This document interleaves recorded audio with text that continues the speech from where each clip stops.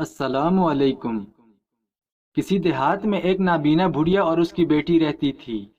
باپ کے مرنے کے بعد اس کی بیٹی ہی بڑھیا کا واحد سہارا تھی۔ بڑھیا نے اپنی بیٹی سے کہا، بیٹی تم مجھے بہت عزیز ہو، میں نے کچھ پیسے اکٹھے کر رکھے ہیں اور 10 تولے سونا بھی تیرے جہیز کے لیے سنبھال کر رکھا ہوا ہے۔ میری یہ خواہش ہے کہ تیری شادی ہو جائے اور شادی کے بعد تو مجھے کسی اولڈ ہاؤس میں بھیج دے۔ بیٹی علینا نے اپنی ماں سے صاف صاف کہہ دیا کہ میری زندگی میں تو ایسا ممکن نہیں ہے کہ میں خود تو اپنا گھر بسا لوں اور اپنی ماں کو اولڈ ہاؤس بھیج دوں۔ تقریباً ہر رات ماں اور بیٹی میں یہی بحث ہوتی تھی۔ ماں شادی کی نصیحت کرتی جبکہ بیٹی انکار کر دیتی۔ ایک رات بڑھیا کے گھر چور آیا۔ دونوں ماں بیٹی اس وقت سو رہی تھیں۔ چور نے بڑھیا کے منہ پر کپڑا باندھا اور پھر اسے چارپائی کے ساتھ باندھ دیا۔ پھر اس کی بیٹی علینا کو قمیص سے پکڑ کر بڑھیا سے کہا، گھر میں جتنا بھی مال اور زیورات ہیں میرے حوالے کر دو، ورنہ تیری بیٹی کو بے آبرو کر دوں گا۔ اگرچہ تو دیکھ نہیں سکتی مگر اپنی بیٹی کی سسکیاں اور چیخیں ضرور سن پاؤ گی۔ بڑھیا نے چور سے کہا کہ میری بیٹی کو چھوڑ دو، فلاں صندوق کی تہہ میں 10 تولے سونا اور پیسے پڑے ہیں، یہی میری جمع پونجی ہے اور جو میں نے اکٹھی کر رکھی ہے اپنی بیٹی کی شادی کے لیے۔ چور نے صندوق کھولا، زیورات اور نقدی اٹھائی اور وہاں سے روانہ ہوا۔ علینا نے روتے ہوئے اپنی ماں کے ہاتھ پیر رسیوں سے کھولے اور روتے ہوئے کہا، اماں اب تو میں تجھے چھوڑ کر کبھی شادی نہیں کروں گی، اب تو زیورات ہی نہ رہے اور نہ شادی کے لیے پیسے رہے۔ یہ کہتے ہوئے دونوں ماں بیٹی ایک دوسرے کے گلے لگ کر رونے لگے۔ اب وہ اپنا غم نہیں بھولے تھے کہ نقاب پوش چور واپس آ گیا۔ بڑھیا نے کہا، تو واپس کیوں آ گیا؟ گھر میں سب یہی مال تھا جو تیرے پاس ہے۔ چور نے کہا، سب سے قیمتی مال تو میں چھوڑ کر جا رہا ہوں۔ یہ کہتے ہوئے اس نے بڑھیا کو دوبارہ چارپائی کے ساتھ باندھ دیا اور اس کے سامنے ہی اس کی نوجوان بیٹی کو داغدار کیا۔ اس کی بیٹی چیختی رہی، چلاتی رہی، مگر کوئی اس کی مدد کے لیے نہ آ سکا۔ صبح ہوئی تو یہ بات مشہور ہو گئی کہ بڑھیا خود کو آگ لگانا چاہتی ہے، جبکہ گاؤں والے اسے ایسا کرنے سے روکتے ہیں۔ گاؤں کے رئیس تک جب یہ خبر پہنچی تو وہ بڑھیا کے پاس آیا اور اسے صبر کی تلقین کی۔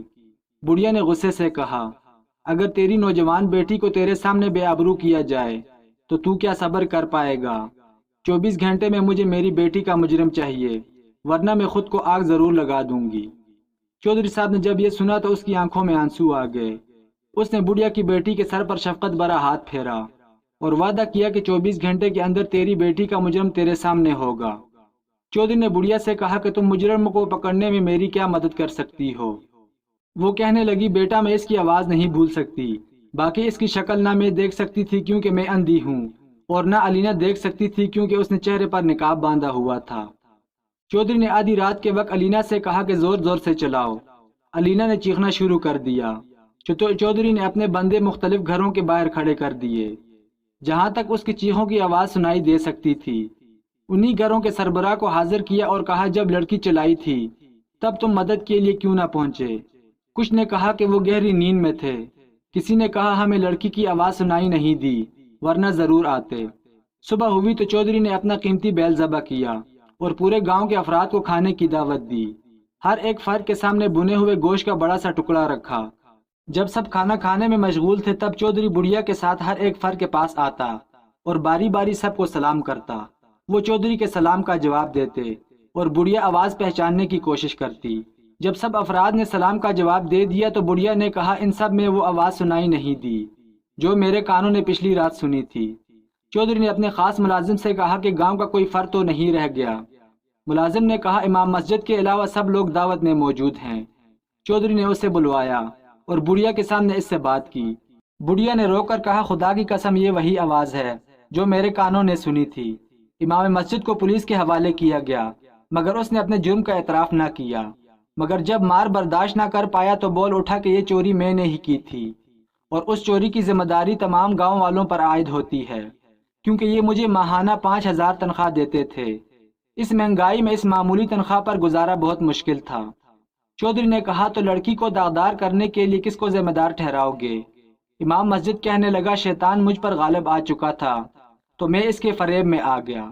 چودھری نے کہا کہ کاش تو چوری کر کے واپس نہ آتا، میں تیری تنخواہ بڑھا دیتا، تجھے مالی طور پر مضبوط کرتا، مگر تو مڑ کر واپس آیا اور ایک لڑکی کی عزت بھی لوٹ لی۔